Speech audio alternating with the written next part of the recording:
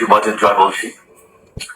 আপনারা জানেন এই গত কয়েক সপ্তাহ ধরে আমাদের বাংলাদেশের যে গন্ডগোল সংকট চলছে, এই যে ছাত্রদের কোটা বিরোধী আন্দোলন, কোটার বিরুদ্ধে আমরাও ছিলাম। শুরু থেকেই আমাদের সরকার কোটা সরিয়ে দিয়েছে, আমাদের সরকার তাদের সম্পূর্ণ দাবি মেনে নিয়েছে। এটা আদালতের একটা রায় ছিল, এটা আমাদের সরকারের করা ছিল না। তাও আমরা অ্যাপিল করে দ্রুত এই কোটা তুলে দিই। তাতেও আন্দোলনকারীরা সন্তুষ্ট না। আমরা তাদেরকে আলোচনায় ডেকেছি, আমরা একটা জুডিশিয়াল কমিশন করেছি যে সংঘর্ষে যে হত্যাকাণ্ড হয়েছে সেটা বিচার জন্য। অনেক পুলিশ অফিসার যারা অতিরিক্ত ফোর্স ইউজ করেছে তাদেরকে আমরা সরিয়ে সাসপেন্ড করেছি। তাতেও এই আন্দোলনকারীরা সন্তুষ্ট নয়। আমরা যতই ছাড়, প্রধানমন্ত্রী নিজেই তাদেরকে ডেকেছেন যে আসেন আমরা আলোচনায় বসি, তাতেও তারা সন্তুষ্ট না। আমরা যতই ছাড় দিতে থাকি, যতই তাদের দাবি মেনে নিতে থাকি, তারা কিছুতেই সন্তুষ্ট না, তারা খালি দাবি বাড়িয়ে যাচ্ছে। এখন দাবি হচ্ছে যে সরকারের পতন। তবে সরকারের পতন হওয়ার পর কি হবে, কি হবে এটা কেউ ভেবেছে? আমরা বাংলাদেশে গণতন্ত্র রক্ষা করে রাখতে চাই। সরকার পতন করে নতুন সরকার আসার সাংবিধানিক অনুযায়ী শুধুমাত্র একটি উপায় আছে, সেটা হচ্ছে নির্বাচন। আমাদের সুপ্রিম কোর্ট রায় দিয়েছে যে কোনো অনির্বাচিত সরকার 1 মিনিটের জন্য ক্ষমতা নিতে পারবে না। তো তাদের এই নির্বাচনের দাবিও যদি আমরা মেনে নিই, তো তারা তো এই পর্যন্ত কোনো দাবি, আমরা যত দাবিতে রাজি হয়েছি তারা তাদের দাবি বেরিয়ে যাচ্ছে। তার মানে কি, আমরা যদি এখন এই নির্বাচন সরকার পতনের দাবিও মেনে নিই, তারা তখন দাবি করবে যে না, এই সরকারের আন্ডারে নির্বাচন আমরা মানব না। তখন কি হবে এটা কেউ ভেবেছে?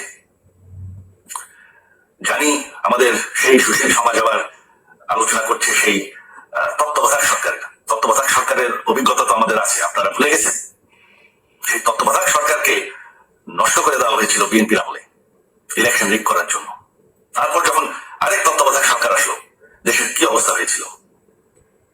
শেষমেশ সব থেকে বড় কথা যে আমাদের সংবিধানে স্পষ্ট বলা আছে এবং আমাদের সুপ্রিম কোর্ট রায় দিয়েছে যে অনির্বাচিত সরকার 1 মিনিটের জন্য দেশের ক্ষমতায় থাকতে পারবে না।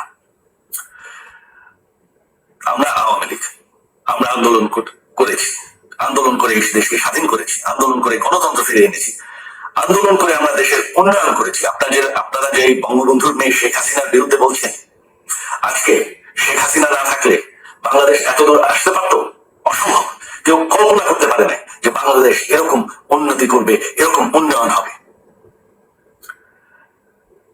ঠিক আছে, শেখ হাসিনার পর আপনাদের কি হবে সেটা আমারও চিন্তার বিষয় না, আমার পরিবারের আর চিন্তার বিষয় না, আপনারা বুঝবেন। তবে এইভাবে সংঘর্ষ করে, হত্যাকাণ্ড করে ক্ষমতা দখল করা যাবে না। এটা আর আন্দোলন না। যখন পুলিশ হত্যা করা হচ্ছে, নিরীহ মানুষের উপর হত্যাকাণ্ড চলছে, মানুষের বাসায় আগুন দেওয়া হচ্ছে, জার্নালিস্টদেরকে হত্যা করা হচ্ছে, এটা হয়ে গেছে সন্ত্রাস। আর সন্ত্রাস মোকাবেলা শুধুমাত্র একটি ভাবে করা যায়। আমার অনুরোধ, আমাদের ল এনফোর্সমেন্ট, আমরা অনেক ধৈর্য দিয়েছি আর ধরেছি, তবে এখন আর এটা সহ্য করা যাবে না। ল এনফোর্সমেন্ট এজেন্সি, বিজিবি এবং কি আমাদের মিলিটারির প্রতি আমার আহ্বান যে আপনাদের দায়িত্ব হচ্ছে আমাদের দেশের মানুষকে নিরাপদ রাখা এবং আমাদের দেশকে নিরাপদ রাখা, আমাদের দেশের সংবিধানকে নিরাপদ রাখা, সংবিধানকে রক্ষা করা। তার মানে 1 মিনিটের জন্য কোনো অনির্বাচিত সরকার আমাদের ক্ষমতায় আসতে দিবেন না। এটা হচ্ছে আপনাদের দায়িত্ব, কারণ সেইটা হলে আমরা আবার পাকিস্তানের মতন হয়ে যাব। আমাদের এই যে 15 বছরের উন্নয়ন সব শেষ হয়ে যাবে। বাংলাদেশ এর থেকে আর কোনোদিন ফিরে আসবে না। আমিও সেটা চাই না, আপনারাও সেটা চান না। আমি সুজী বজের জয়, যতদিন আমার পক্ষে সম্ভব আমি সেটা হতে দেব না। জয় বাংলা।